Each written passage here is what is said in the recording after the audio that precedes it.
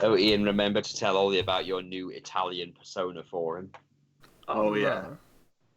Are you ready, kids? I'm fucking not. Welcome to the Bilgecast Wrestling Podcast, episode 17. I'm Ollie Johnson, here with Sam Congrave. How you doing, Sam? Hello. I'm fine. I'm fine. And if your intro is anything to go on, this is not going to be a positive day. And Ian, how you doing, Ian? And we've already got a commenter. Who is it? Someone called Logan Buckley says first and then hi. Hi, Logan. How you doing? God, I thought it was going to be some random thing like bar weep, grana weep, ninny bong. Yeah, maybe. Aye, Captain. Well, I'm fucking not. Sorry, Ian. How you doing? Yeah, I'm doing great. Cool. You know what's not doing great right now? WWE. Yes. Oh, that too. Good, how are you? We're fine. We're just going to be bitching about wrestling for the next however long it takes for us to get everything out. So, I think I've set the tone. Okay, can I do? Okay, let's just get it short and done. It sucked. It sucked. It sucked. Can I honestly say it any louder? It sucked. Okay, yeah. I'm not, for those who may not be aware, Logan Buckley says, cool. I'm glad you think so. For those who may not be aware, I'm normally the one that tries to be positive about everything. And yeah, he kind of really pisses me off with that. Yeah. And even I'm saying it was shit this week. I was like, finally awoken to the problem. Yeah. I don't try to be positive. I'm just not quite as unpleasable as Sam. I have very high standards. Yeah, this is true. So Raw. Not much happened. Like it's coming off the back of Off the back of that really uncomfortable Saudi Arabia show, which Yeah. automatically went to shit with two major incidents happening backstage already. Oh god, we probably should talk a bit about that because we cancelled the podcast last week. Okay, two particular instances. I'm sure you'll talk about the second one, but the first one, Roman Reigns has basically gained himself backstage heat with Vince McMahon, because it turns out he's unhappy with the way he's being treated in the Shane McMahon feud to begin with. Maybe him actually taking two spears and being beaten up by Shane, maybe, and him not getting no retribution on the show is probably annoying him, but it's also shit writing. Well, the shit writing, yeah, but then of course he believed when he went to Saudi, he didn't want to go to Saudi Arabia to begin with. Apparently, nobody did, but they went over there, and he was under the impression he was going over Shane. Instead, he was beaten by Shane with help from Drew, and his response was to basically verbally berate Vince McMahon backstage as soon as he got back, saying, "This, you threw me over the country, all the way over the world for this. Must have been worth it." And then Vince told him to shut up and talk to him when he's over. Oh. So even Vince acknowledges that Roman isn't over, though we've been over the fact that Roman's not over purely because of the way they've used him through no fault of his own. Well, through very little fault of his own. He probably could have done better than he did, but there was really very little he could have done. They pushed him when he wasn't ready to begin with, and they did it without establishing what he was, or really finding out where his real strengths lay. Well, let's not forget that before they shoved a rocket up his ass, he was over as fuck. Because by association. Well, by association and the fact that they didn't ask him to try and be like main character babyface yet. Yeah, he wasn't a protagonist. His hair wasn't pointy enough. Yeah, and they hadn't asked him to talk, and he's a better talker than he was, but he's still better as the strong silent character. But I think we should move on to the bigger issue. Oh my god, that was fucking heartbreaking. Goldberg versus Undertaker. That was not only terrifying, it was fucking heartbreaking. Oh, Logan Buckley has just given us a rocket emoji now. Yeah. Hashtag rocket butt. Hashtag rocket butt. I mean, Ian, I know you didn't watch any of the Super Showdown, as far as I know. I watched the whole fucking thing, but Ian, did you? I couldn't bring myself to do it. You made. I mean, you heard that Battle Royal was a fucking farce, and everyone involved in it knew it was a fucking farce. There weren't I even knew 50 that, people yeah. in it. There were 51. There were 51 because they got one token guy from the country who's never competed before, as far as I know, or I done think anything. he appeared at Crown Jewel. I don't know if he competed. So, but yeah, he turned up, won the entire thing, though God knows who the hell he even Or is. at least the announcers seemed to know who he was, so I assume he turned up at Crown Jewel. I'm not just assuming that everyone that is Saudi Arabian and a wrestler is that guy. I haven't heard from him on any other show, and he's just turned up, won the Battle Royal, and that's that. Brock didn't cash in, so, yay, you lied again. Yeah, he got the crap beaten out of him by Seth Rollins with a chair. That's something. Seth Beatings rolled the hell out of Brock Lesnar with a steel chair. But the main event was just, look. Oh my God. Here's the thing that people need to understand who aren't old enough. Goldberg was never good to begin with. He would do short matches on WCW because the one time they let him have a competitive match with Lord Steven Regal, that's a little thing for you, Ollie, and you, yeah. Ian. Ian actually remembers Lord Steven Regal. Very well, yes. And he was asked to put on a tough match with Goldberg, and he basically made Goldberg look like a twat.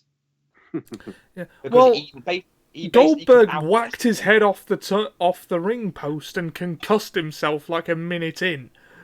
Oh, and let's not forget how he almost killed the Undertaker with a. Oh God, it was terrifying to watch. They dropped each other on their heads so many times. And I will say that I can understand a little bit the jackhammer fucking up because they are fucking boiling in Jeddah. It is fucking hot. They were basically sweating half to death before they even got into the ring. Yeah. But what I won't forgive him for is the tombstone. Now, here's how it works when you take something like that. You move your head forward, or you make sure your head doesn't hit the ground. Goldberg pushed his head back. That literally only works for the Styles Clash and no other move. Which Goldberg has never taken, by the way. Yeah, which Goldberg has never taken. Now, the thing, these are two of a lot of people's childhood heroes. They are two titans of the business, and I hate to be hyperbolic, and to watch whatever the fuck that was be what has become of them. That was literally this is why you don't use part-timers comment. Literally on steroids. Yeah. Well, it's not that they're part-timers, it's that they're part-timers that are so far, past Undertaker it. got better. The thing is, Undertaker got better with age, and they were expecting him to carry Goldberg. Yeah. Well, even The Undertaker has deteriorated to such an extent that the number of people that could get a good match out of The Undertaker these days is probably pretty small. So of all people, why would you put him against fucking Goldberg? There's also the fact that the match was meant to go 20 minutes. It went 7 minutes, if that, because Vince was screaming at them to basically just end the damn thing. Yeah, and Goldberg didn't even get up for the chokeslam that ended it properly. And I have never seen The Undertaker look so pissed off after a match. Well, he didn't look that pissed when DDP was stalking his wife. I am really conflicted at the moment because as much as I don't want that to be The Undertaker's last match, or Goldberg's for that matter, I don't want to see either of them get hurt. Here's the thing, Goldberg was never safe to work with to begin with, because again, this is just a guy who used to squash people. Honestly, and this is depressing, I actually would have, if they'd even got Sting or something, at least they would have had a safe, slow-paced match. Yeah. Speaking of safe, slow-paced matches, Triple H versus Randy Orton was good for the not technical wrestling, it was a lot of rest holds. It was quite a boring match, really. Oh, Triple H was boiling like fuck over there, apparently. I'm not surprised he's in Jeddah. Anyway, yeah, that's basically all that's really worth talking about with Saudi Arabia showing. Crown Jewel, really. There wasn't really anything else worth noting, but on Raw, Kofi and Dolph had a good match, like, for the title. Oh, yeah. Yeah. But even that was pretty underwhelming. Yeah, Brock, again, didn't cash in. They're still doing Baron and Corbin versus Seth Rollins, which, again, I don't understand. God, why? I know, that's the thing. I'm starting to sound like you, Sam. This is what WWE is doing to me. Oh, yeah, I sound so... Yeah, welcome to my world. This is getting older.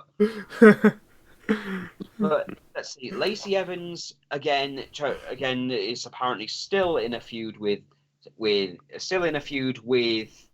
Becky Lynch, despite losing clean to her and tapping out very quickly, losing a tag team match, getting beaten up by Charlotte, only beating Charlotte by DQ, and apparently she's still that her character seems to be a joke that would have been funny 20 years ago. That I'm the stereotypical woman from the era that never truly existed, and my issue with you is the fact that you call yourself the man.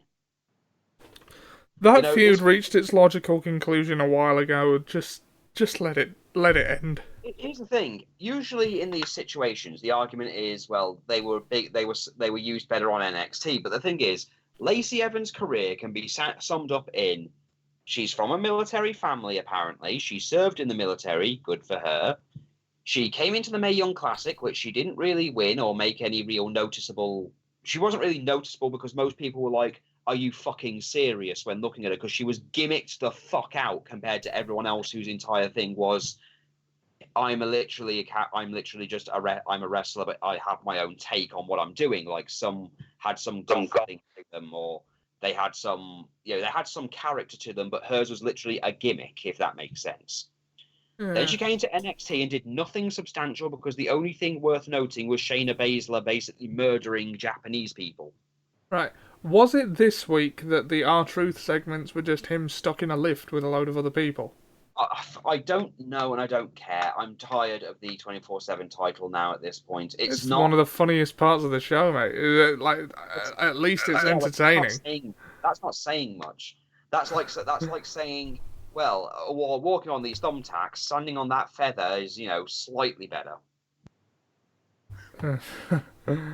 Look, the thing is, it's not. They've given up on it automatically, and now because it's not got the fun that the hardcore title had, because it's literally on one fucking guy. And no disrespect to R-Truth, I love Ron Killings, but you ain't no Crash Holly. He can really go as like a comedy wrestler, especially given his age. Well, now you know he's 50, but still. Yeah. I had no idea he was 50 years old. I mean. And let's see. Oh yeah, there was the whole Samoa Joe threatened the Miz's family. Oh, who hasn't threatened the Miz's family these days? Yeah, nothing came of. I threatened him last week.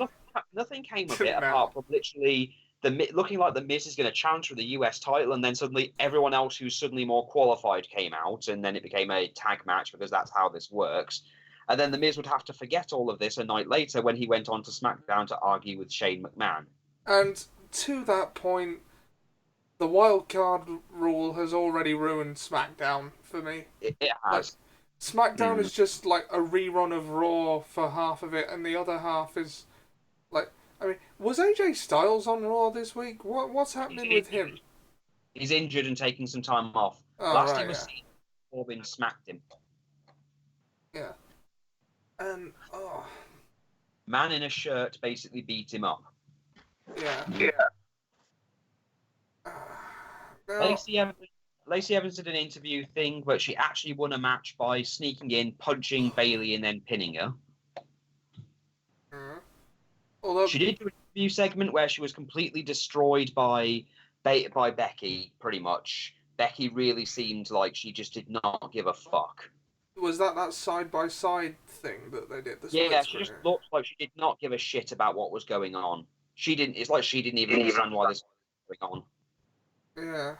The Iconics are people who are the women's tag team champions, and you wouldn't know it for the lack of defenses they have. Basically beat another team that have no name. Because, that's how this works.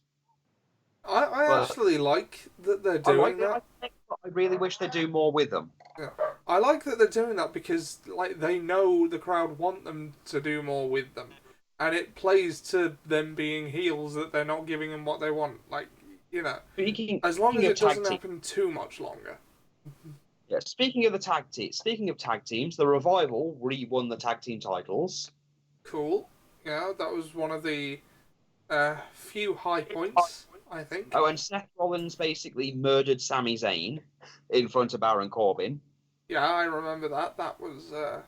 Also, I think they announced on the show that they're doing some kind of super show thing. It's like a big house show thing, and Triple H is going to be teaming up with AJ Styles and the Club against... I can't remember which team is against, but it got Tama Tonga's responded to it in actually a positive word, which is very rare. Right. He basically put up a picture from the poster of Triple H teaming up with Gallows, Anderson, and AJ, and pretty much said, "Welcome to the club, Brother H." Cool. So Triple H is now unofficially a member of the OG Bullet Club. Yeah. Now, so speaking of the Bullet Club, didn't what's the next AEW show called? Hasn't it sold out already? It's called All Out. Yeah, and it's sold all out. It's all out of tickets. Well, you know what? I think they've been talking on their official Facebook page of releasing Double or Nothing on DVD or Blu-ray, and some people have suggested why not put that and All In on like a double disc DVD set thing so people can get it. I'd buy it. I'd buy it. Seb says, if you believe in conspiracy theories about R-Truth, does that make you an R-Truther? Probably. I liked and subscribed and hit notifications. Oh, wow, thanks, Logan Buckley. I really appreciate it. Hope to see you around some. Moving on to SmackDown, the Down of Smack. Yeah, there was... Oh, 2 high points for me. Yeah. Dolph Ziggler did put a good promo. I am getting a bit sick of his "it should have been me" thing. Yeah, he did the whole "it should have been me." All this. Oh, you should. I like the idea for the storyline. He's running the idea into the ground now. Don't just keep saying "it should have been you" because it's starting to sound like you're bullshitting. But Big E Langston returns in competition, so that happens. Big E. We're getting another Dolph Ziggler match versus Kofi Kingston. So if you told me that was going to be a WWE title match about a few years ago, I would have called you mad. Yeah. That these are some good things. Also, the women's match that Bayley had was very, very good. Bayley versus Nikki Cross. Yeah, I like Nikki Cross over literally fake Twitter messages. Yeah. I mean, I like Nikki Cross. Bayley, as you know, is my favourite. And she...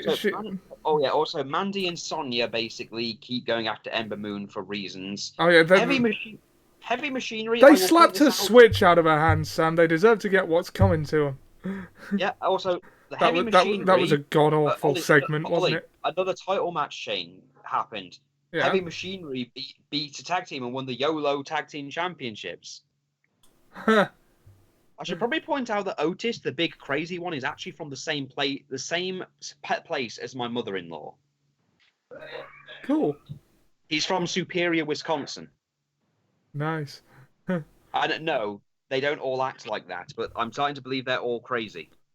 Is there an inferior Wisconsin? Had a title match and won the YOLO County Tag Team titles from an unknown tag team, rather than face off against Daniel Bryan and Eric Rowan, the Planet's tag team champions. Jinder Mahal trapped R-Truth in a case. Seb asks if there is an inferior Wisconsin. Yes, it's called Green Bay.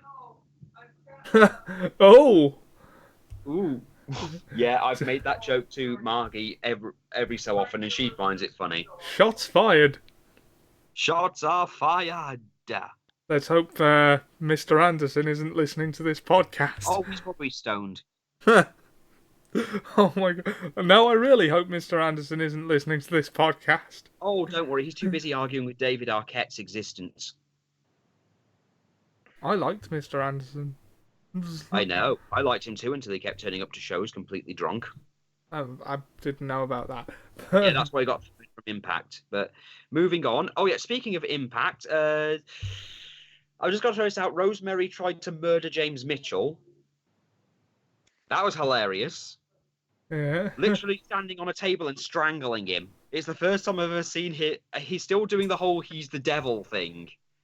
It's amazing he can still, he even made a joke out of mansplaining. Oh, Seb says, do you know who didn't like Mr. Anderson? Hugo Weaving.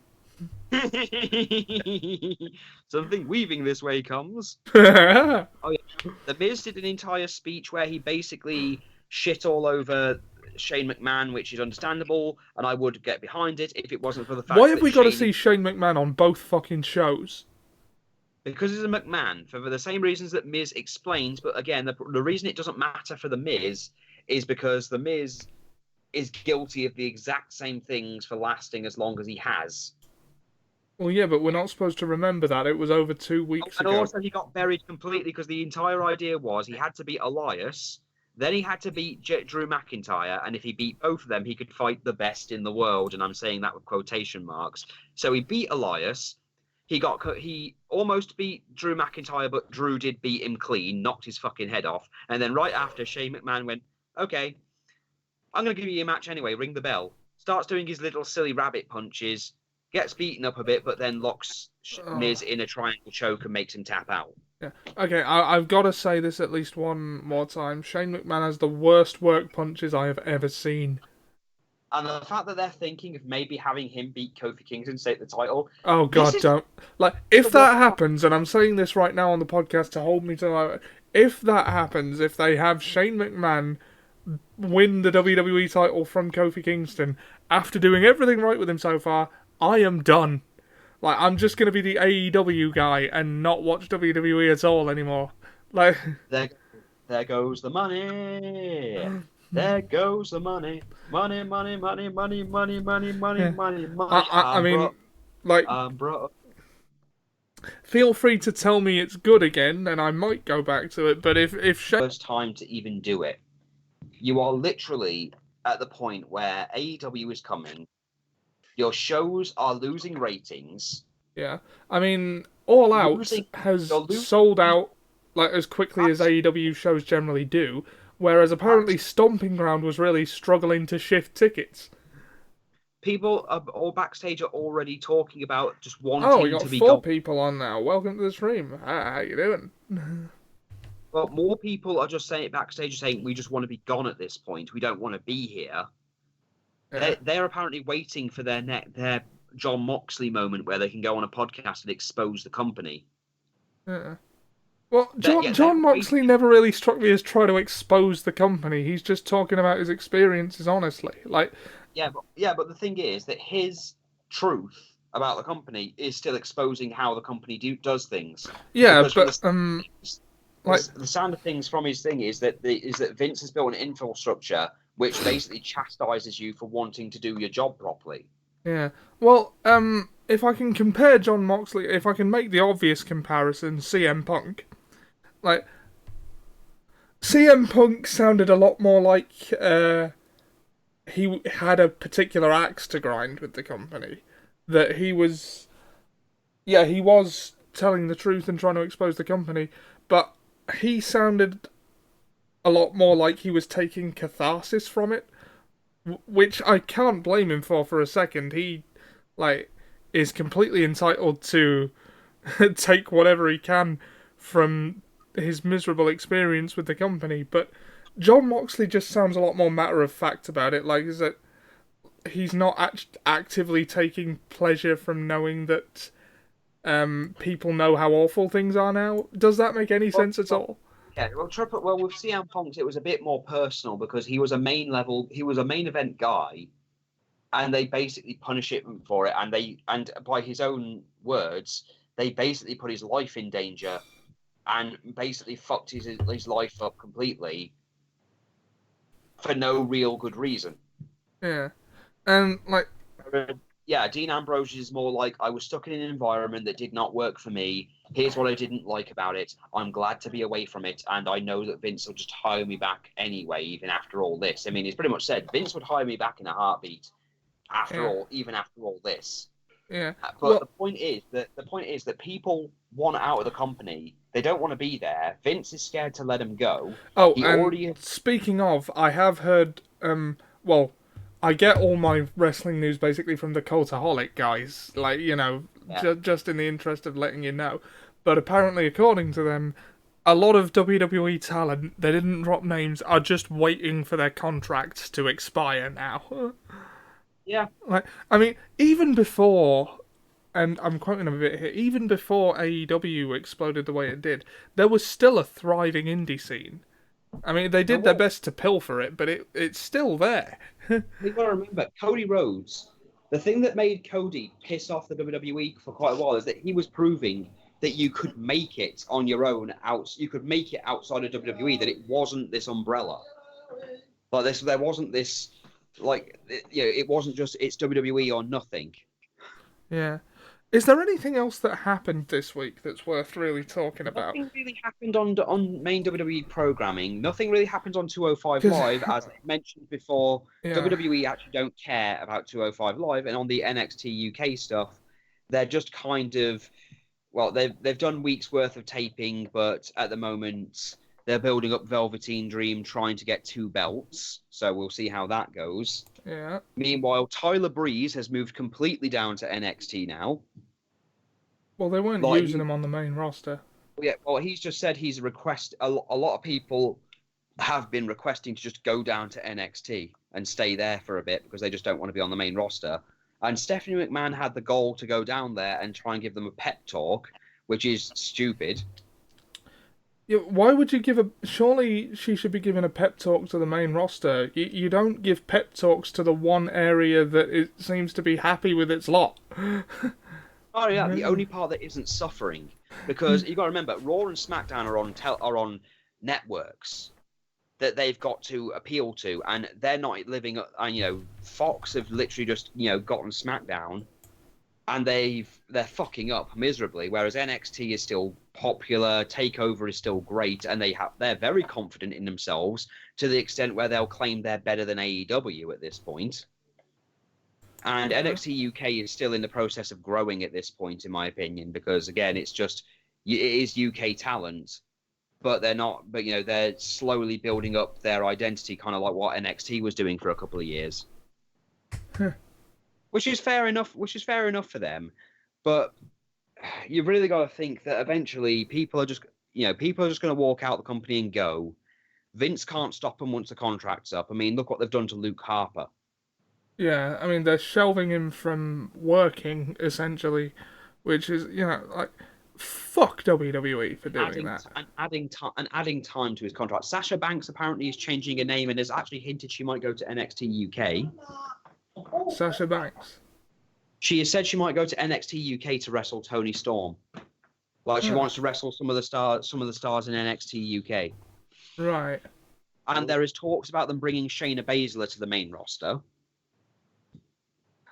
Yeah. I can live with that. Personally, I think she should make a debut basically murdering Lacey Evans. Yeah. I see. The thing with Lacey, the thing is that she's part of the MMA 4 horsewomen. That's her entire thing. But the thing is that she actually spent time on the indies learning to wrestle and everything. Yeah. She's even done a dick flip thing from Joey Ryan. So she's paid her dues. Logan Buckley says WWE and then has the wrestler emojis. Cool. Well, WWE for as long as it actually lasts at this point, because let's face it, I'm not saying the company will go out of business because it won't. It's not going to go anywhere. It's not going to go out of business, but it might suffer. It will suffer heavily. I mean, even if it was to go out of business, it would take maybe 5 years. Because it would take them losing all of their sponsors, losing all of their investors and everything else. I mean, Vince is already selling off most of his shares so he can go play football. I hope that goes well for him. I honestly do. Well, yeah, I do. It would actually be great for him to just leave and actually, because Roddy Piper once said something to him that might have actually hurt him personally when he said, "You're a failure at literally everything you've ever done. You tried to do football. You failed miserably. You tried to do movies. You failed miserably. You tried every form of entertainment you can possibly think of because you and that stupid idiot backstage want to be what you're not. And you can't do it because you don't have the competence to do anything like that. The only thing you could ever do right in your entire life was use the company that your daddy gave you. Huh. That's it. And you won't even, and you're too scared to even do that. You've only ever succeeded in wrestling, but you want to do everything else. So that was Roddy Piper at Vince McMahon. Yeah. Oh, that's ghosting. He's not wrong.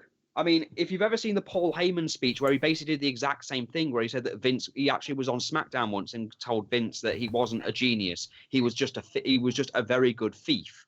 He stole everyone else's ideas and stars to build his own company, some of which were Paul Heyman's.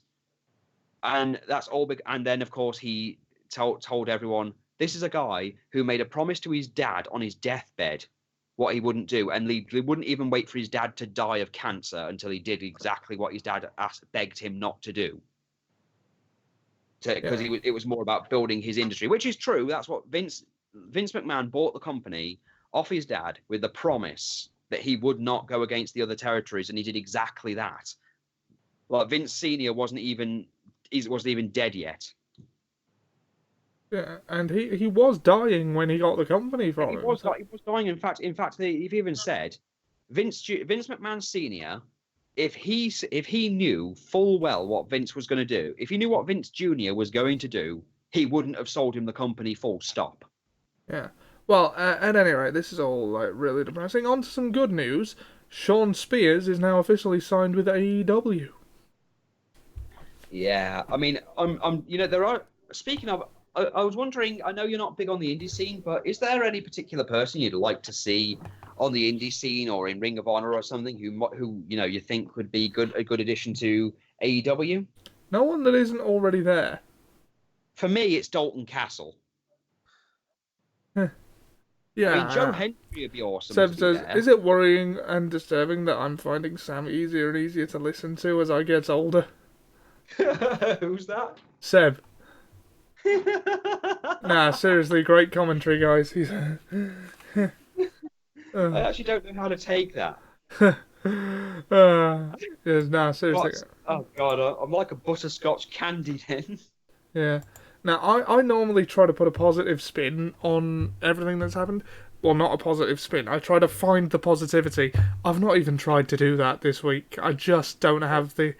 I think that Joe Hendry in AEW would work. Oh, Joe Hendry, definitely. They should sign that man yesterday. And make him do entrances. Oh, God, yeah. I mean, they could probably afford it as well with the money they have. They could afford the licensing. Yeah. And then, of course, Dalton Grado Castle has eaten my lunch. Oh, God, Grado. Oh, yeah, Grado. He should be there too. And Martin Kirby. What about Simon Miller? Fuck yeah, why not? Yeah, let's sign him and Ryback, and let's make him a tag team called Yback. Yeah. Before they hit the group finisher, Simon slaps himself in the head and goes, "Here's why!" And then Ryback hits his finisher. Why are you losing to us? Here's why. I like Simon Miller. Right, so basically, they've already announced an AEW World Title. That's going to be a thing. Oh yeah. I've got the feeling, and you can quote, and feel free to quote me on this. I know we'll get tag team titles because that's how this works, and we're going to get a women's title because that's how this works. Yeah. But you've got to have a mid-card title, and I get the feeling it's not going to be an intercontinental title or anything. I think they're going to have a specific name for it. It'll probably be the TV title or something, or... Well, it has been years since they've had a TV title. I mean, I don't count TNA stuff.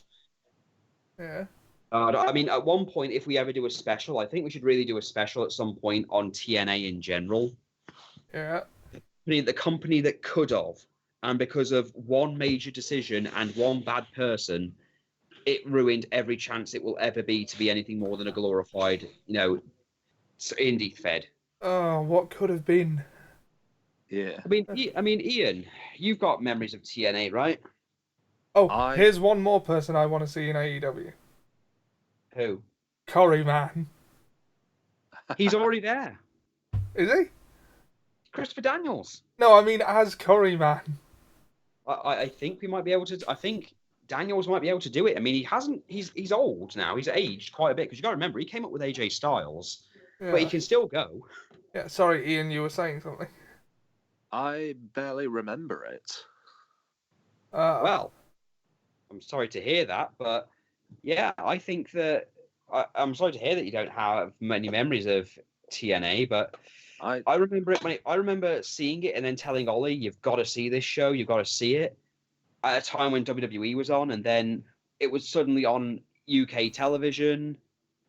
Yeah. And then it became a regular thing we'd watch along with WWE, and then after 2010, everything went worse. I mean, at the moment, when they brought in Hogan and Bischoff, everything went to shit. Like it's, I know it's blasé to say that at the moment. Is blasé the word? I'm not quite sure what it means.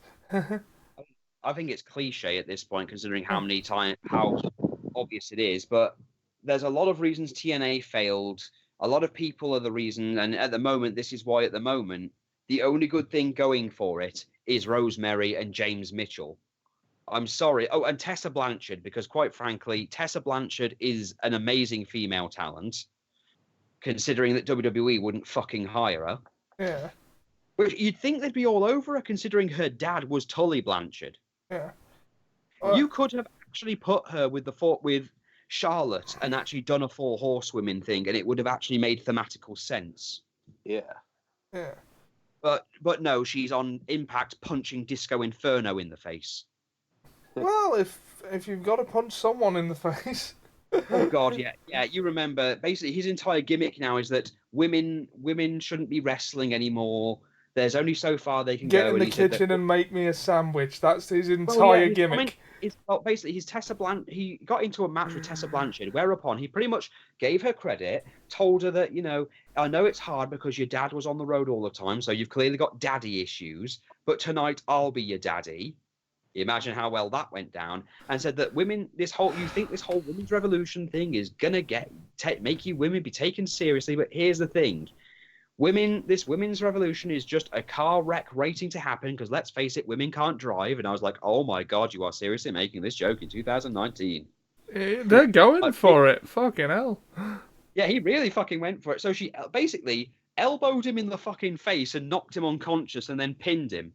And then and the thing is that you've got to remember this. In TNA, Tessa is a heel.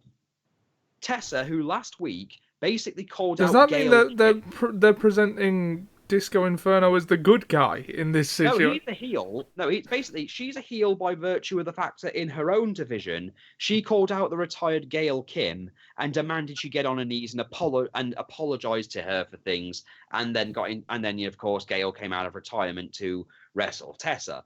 But then she ended up somehow in a match with Disco Inferno, who keeps inserting himself into matches with women and losing, by the way. So he is losing constantly. But then Tessa's got that whole look on her face, the whole heel look, but it's like everyone is a face in the, while facing Disco Inferno, no matter whether they're a heel in their own thing. Yeah, he is the unifying heel.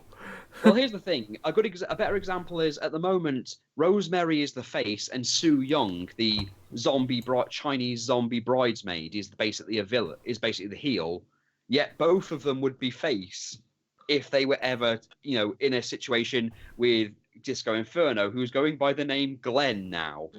Yeah, he's going by his real name, but from my understanding from people who understand the industry and understand some of the older wrestlers, is that Disco Inferno is, in real life, a complete fucking idiot, and him being involved with anything is bad.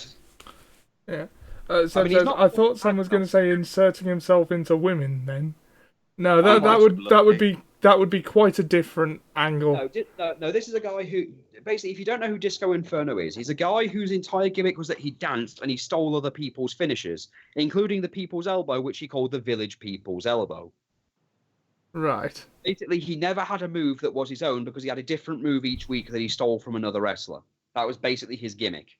It's not a bad gimmick, to be fair. I mean, Eugene did it, but it made sense for Eugene though, because his entire thing was he was a WWE fanboy. Physically or as a phrase? As a phrase, Seb. Don't worry, I'm speaking in wrestling terminology. Oh, God. After a fashion.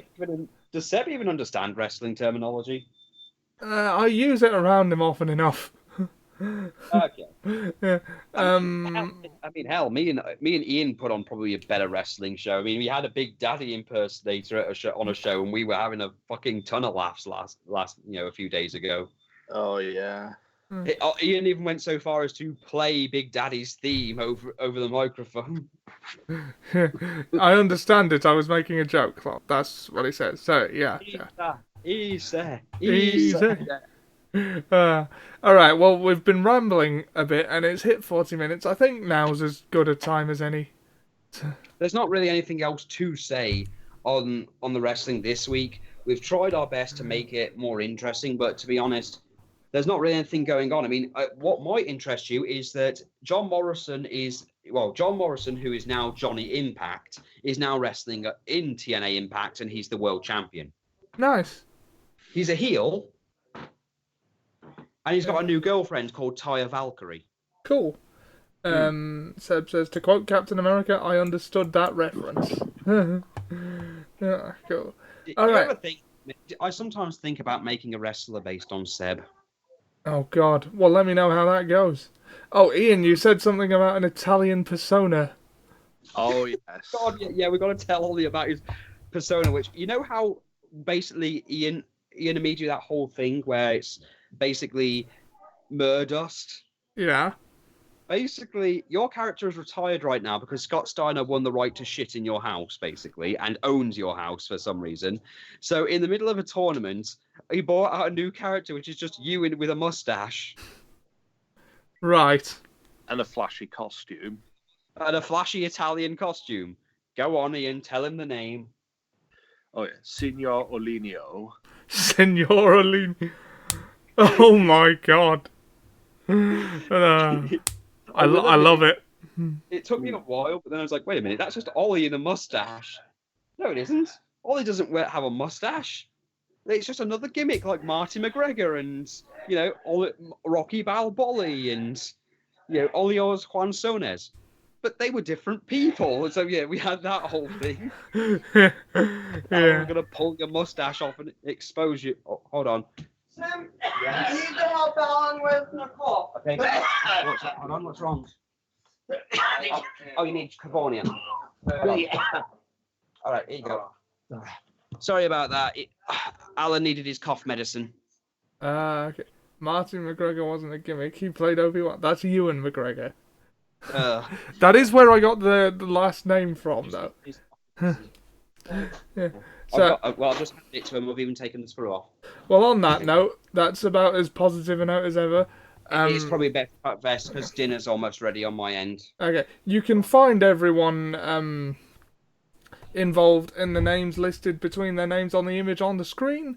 You can find me at Ollie Johnson pretty much everywhere. I have a gaming channel, Ollie Games, on YouTube, and Twitch stream as well. I would like to plug, however, that very soon I'll be doing the Queen of the Ring tournament. Nice. So hopefully, if any of you are available at some point, I'll be doing that. Okay. Oh, yeah, also, I should note there was a parade in my area today, so I couldn't really go out, but I went out anyway. Got a load of looks for the T-shirt I was wearing, and it's not even anything offensive. Ah, what is it? Literally just a Suyu Asui shirt.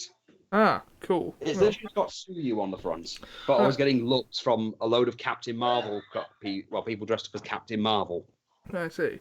Ian, anything to plug? This is a real hero, peeps. Not really, no. Alright, well, thanks for joining us. We will see you guys next week. Bye. Bye. Bye. More rockets. Yay. Hashtag rocket butt. Okay, we've got rockets. Okay. Maybe he's trying to reference the rocket Owen Hart. Maybe. Right, we'll see you guys next week. All right, I'll see you guys soon. Bye. Bye.